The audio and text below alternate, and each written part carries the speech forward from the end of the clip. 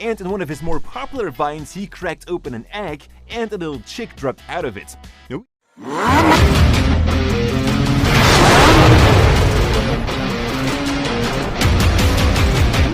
In the second shot, you want to crack open the egg. Make sure that you're holding your hands above the same position somehow as for to help with two things later on. It's important that the chicken sits completely within that green screen.